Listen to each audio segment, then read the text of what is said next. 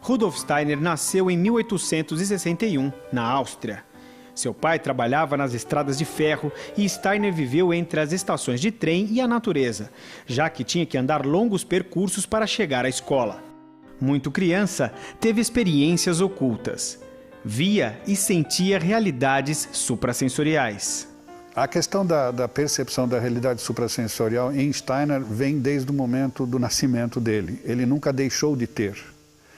E para ele, no caminho de vida, na autobiografia dele, ele descreve o quão penoso foi para ele ter, como ainda criança, descobrir que sobre certos assuntos ele não podia compartilhar com as pessoas à sua volta, porque percebia que elas não percebiam, e o que é que ele podia compartilhar. Mas ficou essa angústia, esse incômodo, de tentar ver como reverter esse processo. E para ele era assim, uma pergunta: existe uma instância onde os seres humanos atuais falam de realidades espirituais com total certeza e clareza de raciocínio, com total presença de si próprios na construção desse conhecimento? E para ele era assim: se essa realidade fosse encontrada, se esse ponto fosse encontrado, ele saberia de onde partir. O Rudolf Steiner estudou numa escola rural no início da vida escolar dele, e era uma classe multisseriada, e numa determinada idade, por volta dos 11, 12 anos, pela primeira vez o professor fez chegar às mãos dele um livro de geometria. E quando ele começa a folhear esse livro de geometria, ele começa a perceber que ali os homens falam de realidades suprassensoriais, com total clareza, com total certeza, etc. E ele diz que foi como que um grande peso caiu das costas dele, porque aqui tinha um acesso. Apesar de seu interesse humanístico, despertado ainda na infância por essa sensibilidade para assuntos espirituais, cumpriu em Viena, a conselho do pai, estudos superiores de ciências exatas. Por seu desempenho acadêmico, a partir de 1883, tornou-se responsável pela edição dos escritos científicos do poeta, escritor e cientista Johann Wolfgang Goethe.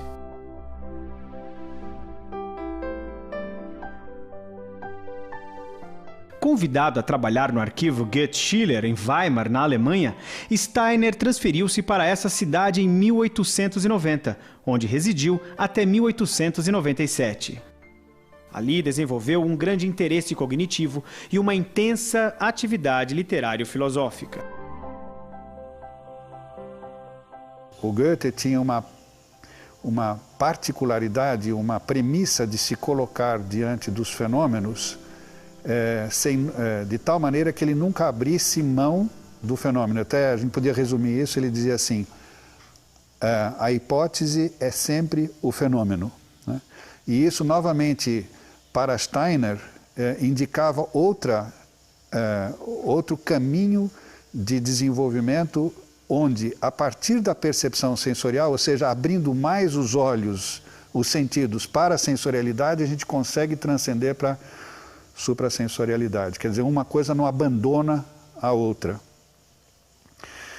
Então, a gente vê o Rudolf Steiner escrevendo Teoria do Conhecimento, baseada na cosmovisão de Goethe, Verdade e Ciência. Steiner também foi chamado para comentar as obras científicas de Goethe numa edição da obra completa de Goethe naquela época. E nessa fase da vida dele, Steiner está convivendo com toda a elite filosófica alemã daquela época. Inclusive, ele teve um encontro com Nietzsche. Nietzsche, já numa época, já não estava mais bem presente das suas faculdades mentais. Steiner olhava para Nietzsche e via a tremenda tragédia, mas o tremendo respeito que ele tinha pela ousadia desse homem. Dessa época tem um livro fundamental que se chama Filosofia da Liberdade. Após alguns anos em Berlim como redator literário, passou a dedicar-se à atividade de conferencista e escritor. com o objetivo de expor e divulgar os resultados de suas pesquisas científico-espirituais, de início no âmbito da Sociedade Teosófica e mais tarde da Sociedade Antroposófica, fundada por ele. Quando chega ao final da Primeira Guerra Mundial, vem a grande pergunta: qual é a proposta de erguimento social uma vez que a guerra termine? Como é que se vai promover um reerguimento social da Europa? E a gente encontra Steiner profundamente envolvido em trazer a ideia da trimembração do organismo social. Essa ideia, esse plano foi bastante considerado quase até o fim. No fim ganhou o Plano Marshall, que inevitavelmente leva à Segunda Guerra Mundial. E esse movimento da trimembração do organismo social para por ali, mas pareceu que, como um broto de alguma coisa que foi podada, surge a pergunta pela pedagogia Waldorf. Surge a pergunta por uma escola, uma pedagogia fundamentada nessa cosmovisão, nessa ideia.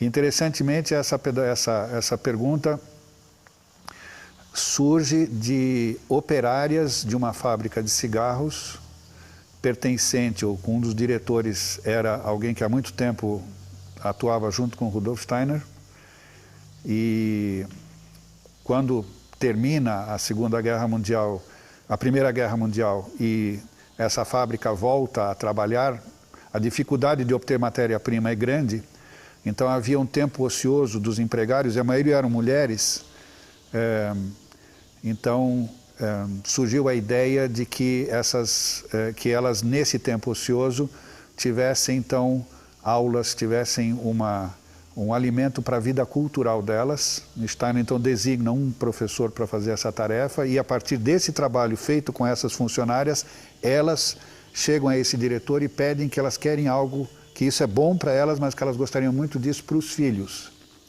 E esse foi o ponto de partida. Em 1919, em Stuttgart, na Alemanha, foi aberta a escola Waldorf-Liefre. Para assumir a coordenação dos trabalhos da escola, Rudolf Steiner colocou condições. A primeira era de que a escola seria aberta para todas as crianças. A segunda, de que na escola não houvesse separação das turmas por gêneros. Deveria também ser uma escola com currículo unificado de 12 anos. E por último, de que os professores da escola fossem também os dirigentes e administradores da mesma. Steiner queria que a escola Waldorf tivesse o mínimo de interferência governamental e não tivesse a preocupação com objetivos lucrativos. Dessa experiência nasce o instrumental pedagógico conhecido como Pedagogia Waldorf. Em Dornach, na Suíça, Steiner construiu em madeira o Goetheanum, sede da Sociedade Antroposófica, destruído em dezembro de 1922 por um incêndio e posteriormente substituído pelo atual edifício em concreto. Foi em Dornach que ele morreu em 1925, deixando principalmente contribuições nos campos das artes, da organização social, da pedagogia, da medicina, da farmacologia e da agricultura.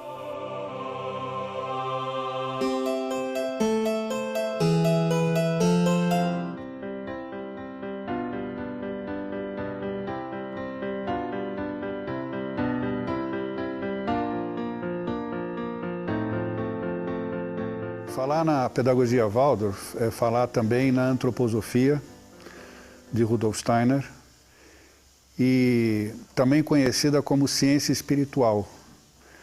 E esse termo hoje causa uma estranheza enorme, falar de ciência e espiritual, mas misturar essas duas palavras não casa.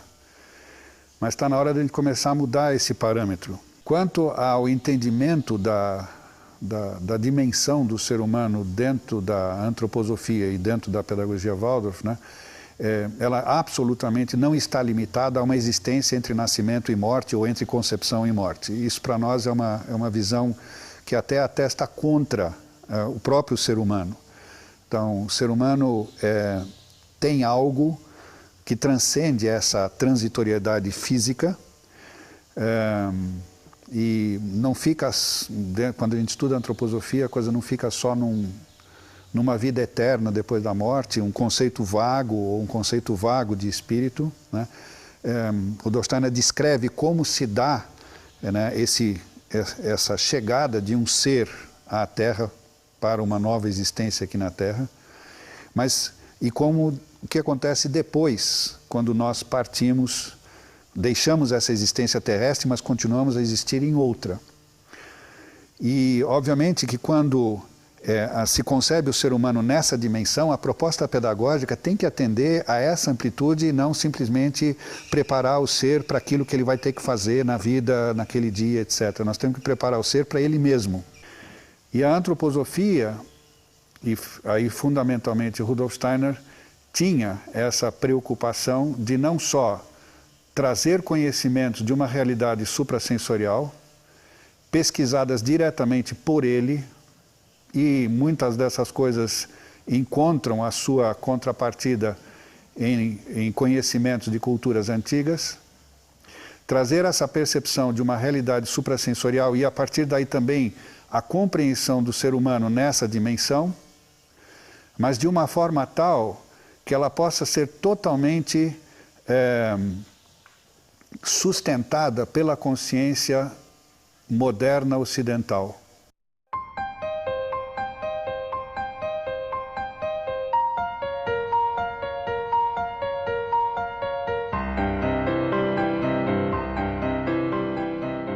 É interessante notar que durante os 3 primeiros anos de vida, o ser humano já apresenta tudo o que ele é. E é muito importante dar muita atenção a esses 3 primeiros anos de vida e ao que acontece neles. E nesses 3 primeiros anos de vida, o que acontece são 3 grandes conquistas. E eu sempre digo para os meus alunos, né, que se o ser humano fosse um ser natural, ele não seria um ser de conquistas. Ele seria um ser que se desenvolveria a partir da sua própria natureza. Porém, todo mundo sabe que ninguém conquistaria o ficar de pé e o andar sem que ele tivesse o exemplo de um outro ser que fica de pé e anda, um ou mais seres. Sabe-se de casos de crianças que cresceram na ausência do ser humano presente, como nas crianças, aquelas meninas lobo da Índia, que absolutamente não conseguiram chegar à conquista da posição ereta, que é a posição necessária para o desenvolvimento humano. A condição humana é a conquista do espaço físico na sua verticalidade, e aí a gente entra na relação com os 3 dimensões do espaço, cima, embaixo, direita, esquerda, frente e trás. E isso é feito no primeiro ano de vida, e é importante, por imitação, não, e portanto por conquista. Quando essa fase vai chegando a uma culminação, já começa a nascer uma segunda fase, que é a conquista da língua, de uma língua.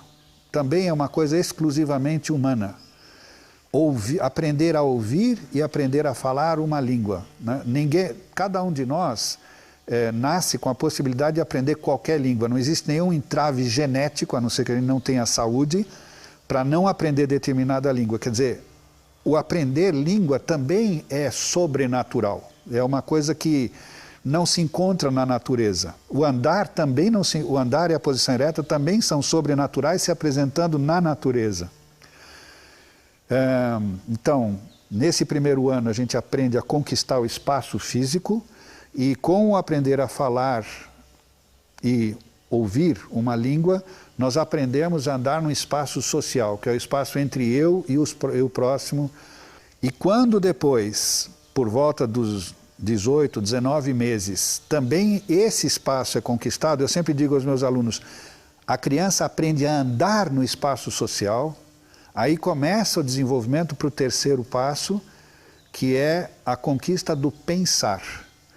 E essa conquista do pensar também, e é mais difícil a gente perceber isso, também se dá por imitação. Imitação de alguém que pensa, não é o que a pessoa pensa, mas o fato de alguém estar pensando em volta da criança faz com que ela imite a atividade do pensar. E nisso, a criança agora, nessa busca, nesse amadurecimento do pensar, entra no espaço individual.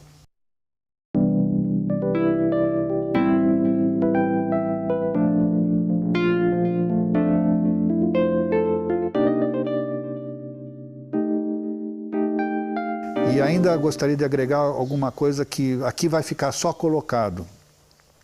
No espaço físico, nós colocamos o nosso corpo, é ele que se move. E, obviamente, nós nos movendo dentro dele com os nossos sentimentos, etc. No espaço social, nós podemos dizer que aí é o espaço propriamente dito da alma.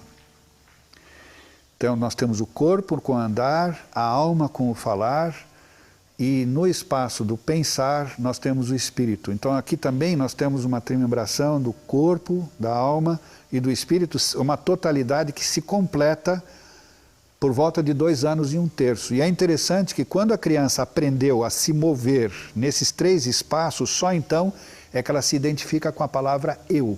Pela primeira vez ela se identifica e daí para frente indissoluvelmente.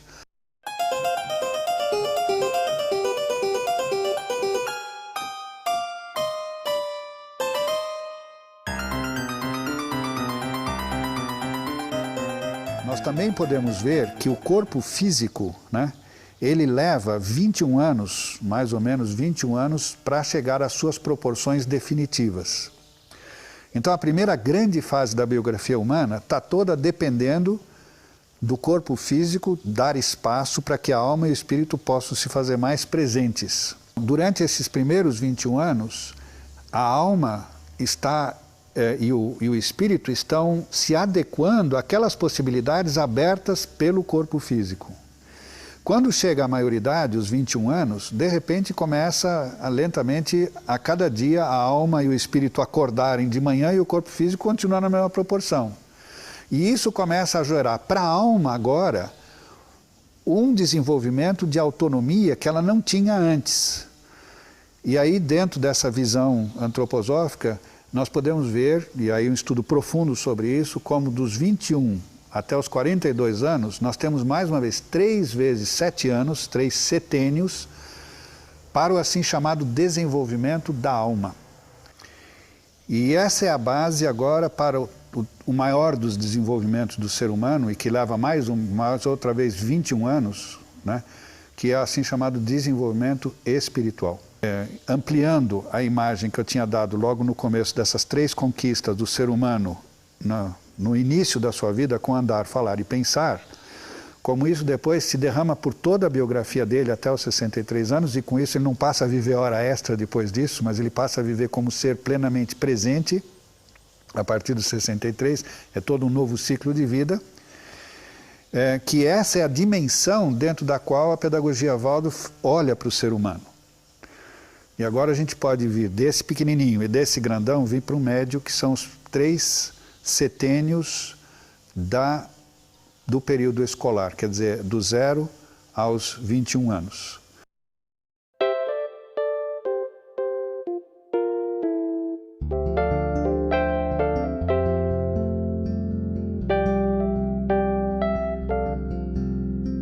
Então, a pedagogia Waldorf faz uma distinção bastante clara entre esses 3 primeiros setênios. O primeiro, do nascimento até a troca dos dentes, por volta dos 7 anos de idade. Hoje está acontecendo mais cedo, até por uma certa deficiência.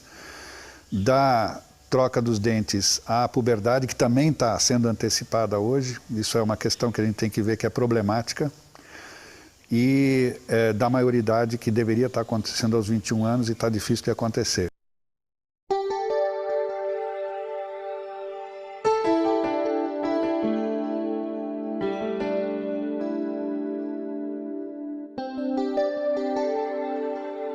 O principal gancho da pedagogia Waldorf na ação diante da criança do primeiro setênio é propiciar a ela um rico cabedal, um rico mundo a ser imitado, tanto as coisas externas como as coisas internas. Atitudes de alma, atitudes, posturas, gestos, a forma de falar, a forma de se dirigir à criança, a criança nessa idade está absorvendo tudo. E como ela ainda não tem um intelecto desenvolvido, ela não consegue receber aquilo que ela percebe do mundo e elevar para o nível de consciência e elaborar alguma coisa ali. Então, o que ela recebe do mundo rapidamente também se incorpora à constituição orgânica dela. Então, nesses primeiros 7 anos, a criança está realmente configurando o seu organismo. E esse período de configuração do seu organismo próprio, nós lemos que ele termina com a troca dos dentes. E a partir daí, a criança estaria pronta, então, para uma escolarização, e não antes. Então, dentro desse primeiro setênio, como eu já falei, nós atuamos a partir dos ecossistemas, do meio ambiente que nós propiciamos a ela. Entenda-se meio ambiente não só o externo, mas também o interno. Então, a criança é recebida por uma professora, uma jardineira, né? E a figura dela é como uma figura, nós podemos chamar de mãe. É um adulto que está lá, recebe as crianças, propõe as coisas do dia, conta histórias, faz versos, faz rimas.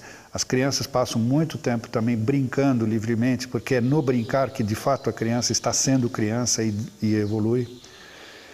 Então, tudo é muito tranquilo, tudo é muito calmo e tudo também é muito ritmado, ou seja, todos os dias tem a mesma sequência de atividades.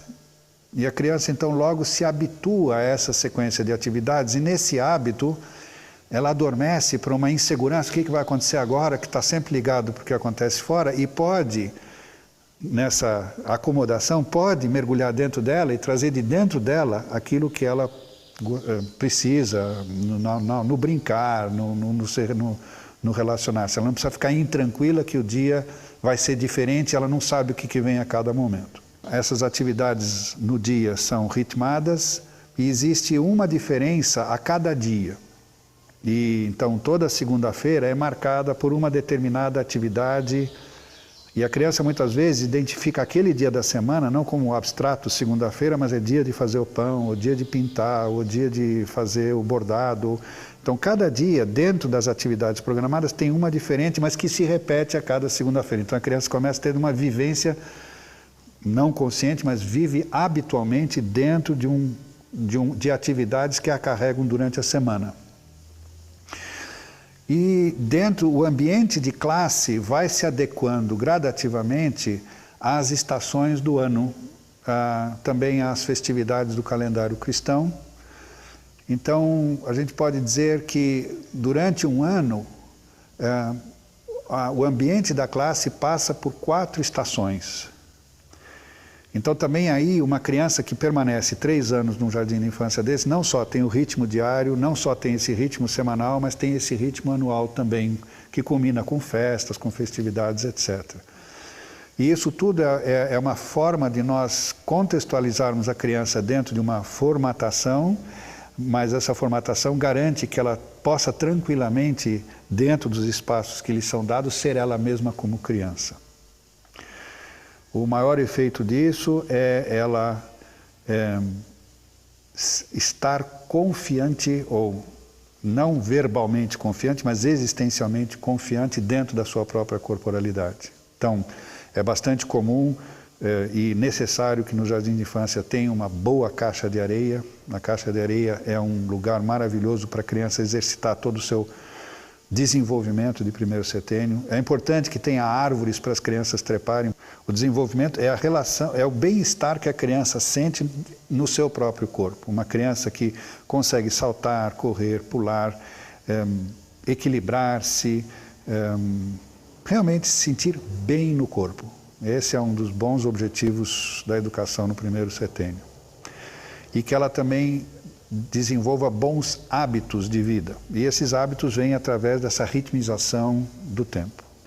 Então, dentro desse contexto que eu venho colocando a situação da educação infantil, qualquer programa, por mais leve que seja, que já aponte para um aprendizado assim chamado acadêmico, aprender a ler, aprender a escrever, etc., no nosso entendimento, atua contra as necessidades que a criança tem no seu próprio desenvolvimento ainda orgânico. E esse é um capítulo bem maior que precisaria ser, eu só vou anunciá-lo assim, né? Mas quando uma criança tem que atender a um adulto que quer que ela aprenda determinada coisa, que quer que ela aprenda as letras, que quer que ela aprenda os números, isso faz com que a criança deixe de estar fazendo aquilo que ela precisa estar fazendo nesse momento para atender uma solicitação externa ainda não amadurecida. Então, enquanto ela está fazendo esse atendimento, ela deixa de fazer a tarefa que ela precisa fazer nesses primeiros 7 anos, que é constituir um organismo próprio para si, um corpo próprio para si.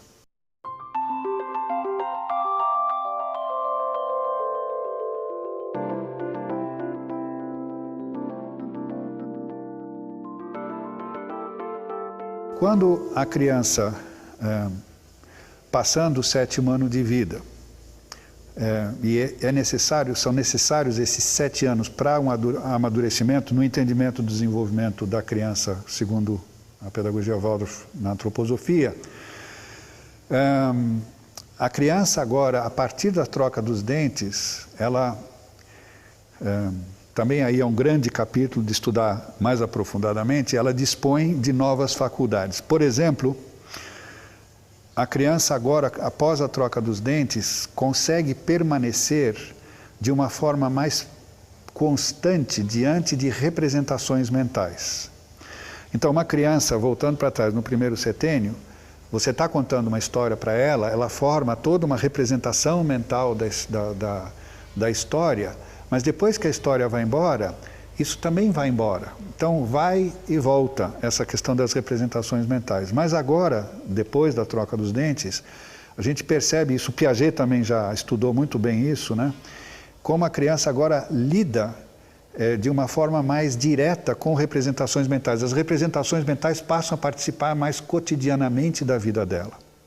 E agora vem a tarefa da educação, e aí fundamentalmente no primeiro setênio, no segundo setênio, ou no período do ensino fundamental, o que é que nós trazemos como, digamos assim, patrimônio para essa criança que agora tem essa relação mais direta com representações mentais. E representações mentais, fundamentalmente, têm a ver com imagens. Não exclusivamente, mas fundamentalmente também. É muito difícil nós termos uma representação mental de uma coisa sonora, de uma música. Mas mesmo assim, essa vivência musical da criança também faz com que ela se coloque diante desse mundo de uma forma mais permanente. Então, começa a haver então a preocupação, que patrimônio nós trazemos para alimentar esse mundo de representações mentais, e essas representações mentais vão começar a constituir o fundamento da memória da criança. Agora a criança trabalha de uma forma mais direta e mais autônoma com a questão da memória. Então a pergunta é assim, como levar para a criança assuntos, conhecimentos que se instalem na memória dela de uma forma mais saudável possível, de uma forma mais prazerosa, de uma forma mais plena. E isso para nós é através de vivências. Então, no ensino fundamental, nós temos como base sempre desenvolver as matérias de modo tal que elas produzam ricas vivências na alma da criança. Essas vivências, ela consegue, com uma coisa vivenciada, ela consegue se relacionar. Com uma coisa meramente intelectual, ela só consegue pensar, mas ela não vincula o seu ser com aquilo que ela pensa, mas com o que ela vivencia, sim. Dentro da formação de professor Waldorf, isso requer todo um capítulo de como lidar com isso. E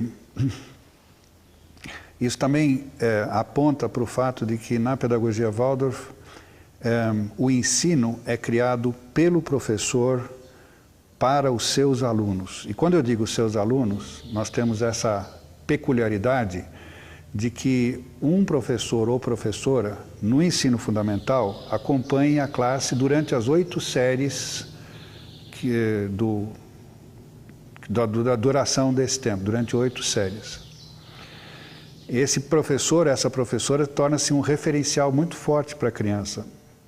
Assim é que quando eu, por exemplo, estou dando matemática na 3ª série para a Mariazinha, né, e eu sei como é que foi a matemática da 2ª e da 1ª série, como é que foi a Mariazinha na matemática da 2ª e 3ª série. Isso está comigo agora e eu vou, talvez algumas dificuldades que ela possa ter recebido, isso volte, eu tento encontrar uma forma de trazer a Mariazinha para dentro do assunto da matéria, que fica muito difícil se eu sou um professor que estou com a Mariazinha naquele ano e no ano seguinte é um outro professor de matemática, etc. E assim acontece na pedagogia Waldorf com a maioria das matérias. É uma recomendação que a pedagogia Waldorf faz de que as crianças tenham, desde a 1ª série, acesso a uma, ou de preferência 2 línguas estrangeiras. Eles também têm aulas de trabalhos manuais, que é alguma coisa assim bem peculiar, porque esses trabalhos manuais se desenvolvem através de fio. Todos aprendem a fazer tricô na 1ª série, depois vão fazer crochê na 2ª. Meninos e meninas. Voltam a fazer tricô um pouco mais complicado na 3ª série, ponto cruz na 4ª, e assim vai, até tecelagem bastante já evoluída no ensino médio. Quer dizer, até o fim do ensino médio é tudo por um fio, ou vários fios, né? Eles têm também aula de música, eles têm aula de educação física. Nessas aulas avulsas, eles têm aula de canto. Todas as crianças aprendem a cantar e todas as crianças aprendem a tocar um instrumento. O instrumento básico é a flauta doce. E outro elemento muito presente na pedagogia, no ensino fundamental, peças de teatro, dramatização. Quando nós falamos que o ensino se deve dar através de vivências, isso implica também em que uma vivência ela acontece na forma mais saudável quando ela tem um teor artístico compatível. Então, quando nós falamos da pedagogia Waldorf, ela deveria ser entendida como uma arte de educar. Não é uma ciência do educar, mas ela é mais do que uma ciência, ela é uma arte de educar. E então, nós temos uma arte de educar através muito do elemento artístico também. Então, as crianças aprendem a pintar, as crianças aprendem a esculpir, as crianças aprendem a tocar música, as crianças aprendem a se movimentar. Tudo isso faz parte de suprir as necessidades para esse ecossistema que é o assim chamado 2º setênio ou período do ensino fundamental de 8 anos.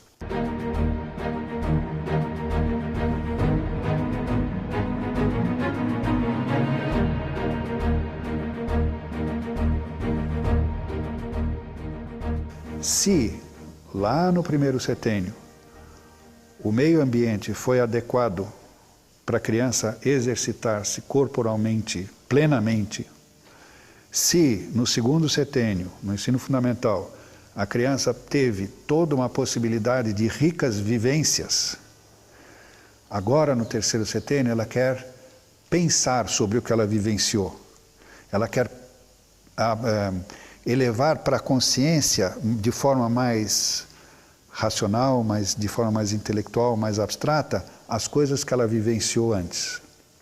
Então agora chegou o setênio onde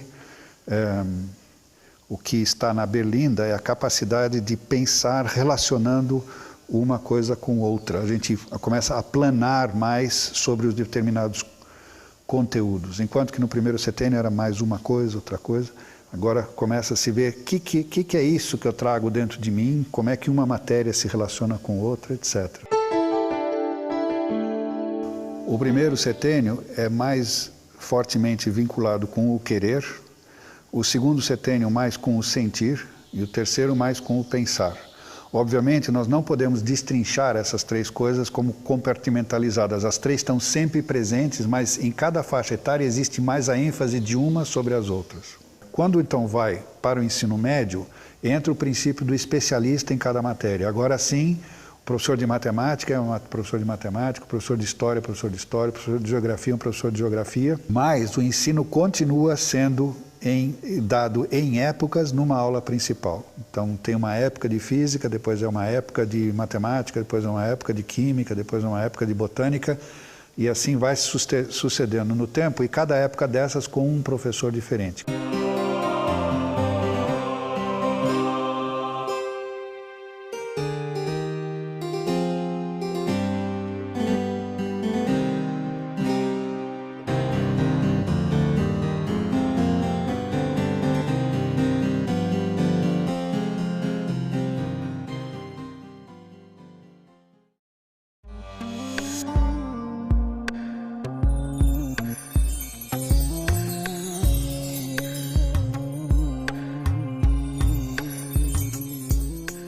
Talvez uma coisa importante a ser considerada de forma bastante lúcida e desprovida de sentimentos e de emoções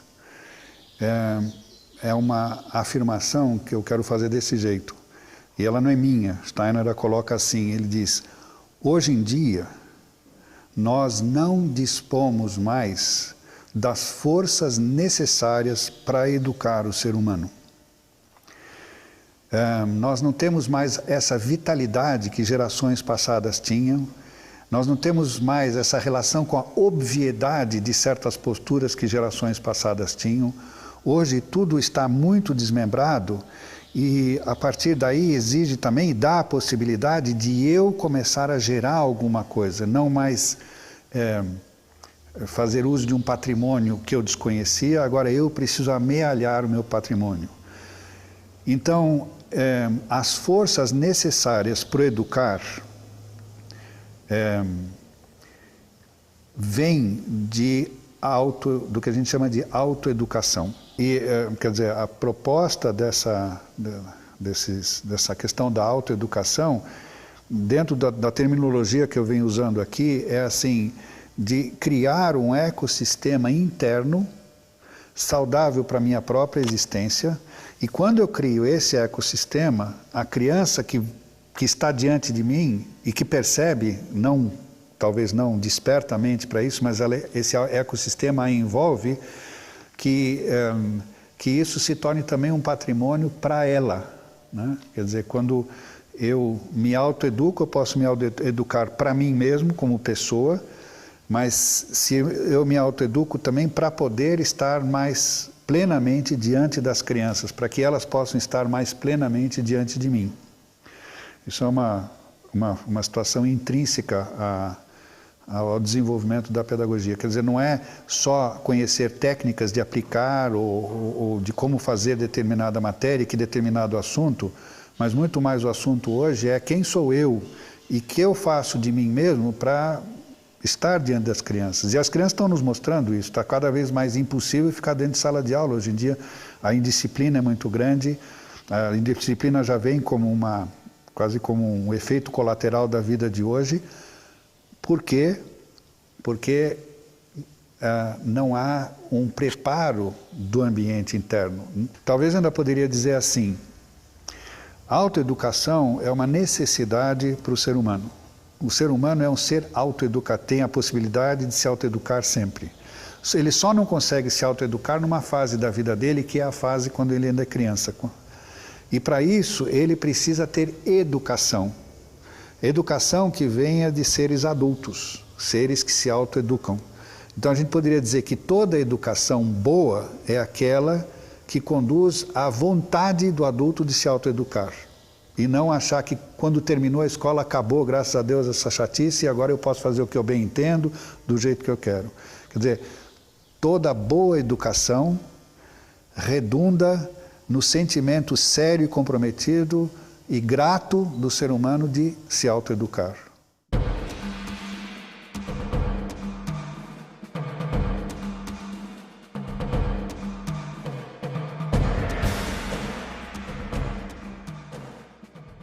talvez seja importante ressaltar que a pedagogia Waldorf só se dá por satisfeita quando o assunto que é trabalhado não fique só na cognição, quando esse assunto cognitivamente apreendido recebe uma integração dentro de sentimentos, e aí vivências, e a partir dessas vivências depois haja a disposição de colocar isso em prática, de transformar isso em ação, ou seja, um pensar vinculado com um sentir que deseja se transformar em ação. Tudo depende no fim da coisa se transformar em ação.